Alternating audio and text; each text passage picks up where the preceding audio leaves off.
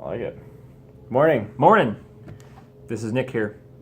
This is Dominic Keller Williams. Yeah. And we're continuing in or on our Millionaire Real Estate Agent book.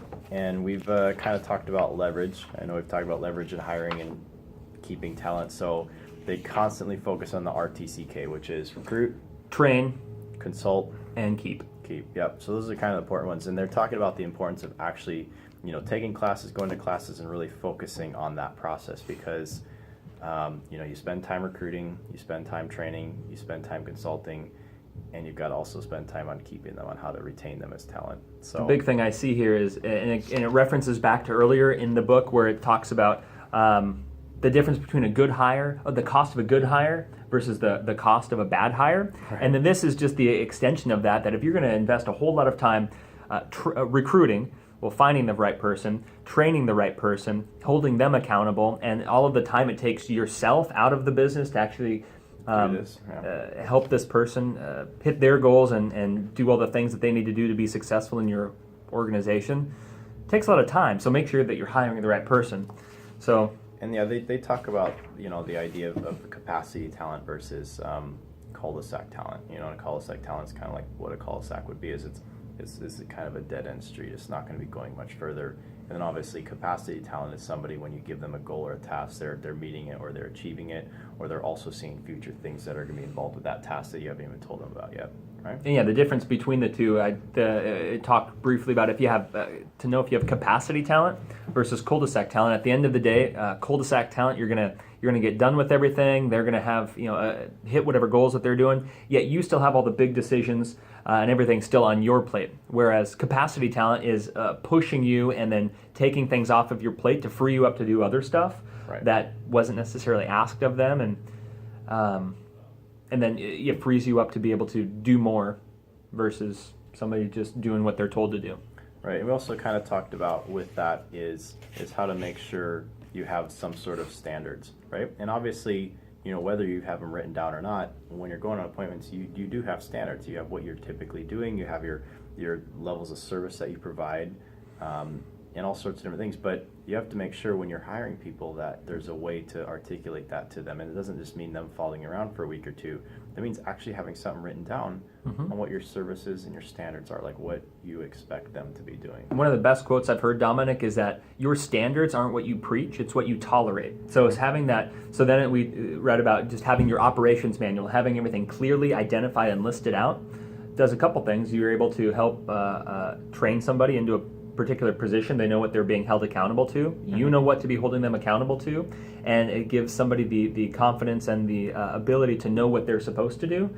And with clarity, there's a lot of power in that. Right, and it's very true. It's hard to hold someone accountable when you don't have extremely clear expectations set. If they're kind of vague, it's hard to hold them accountable, right? Like, Nick, I want you to do, 5 to 15 million in sales next year. Like, oh, okay. Well, how am I going to do that? Goal, right? But if you have it, say, I'm going to have you do 10 million sales next year. Here's the steps you need to be doing. This is what we need to be checking on every week to make sure it's done. The more specific the expectations are, the easier it is to hold Nick accountable in those. And going back to kind of that operations manual, talking about having like your administrative help, your staff really go through that with you, where it's going to take a few iterations before you actually have an operations manual, but essentially just pulling out a notepad and going down the different things you do with each task you achieve, whether that's following up on a new lead, whether that's following up on an old lead, whether that's showing houses or going on a listing appointment.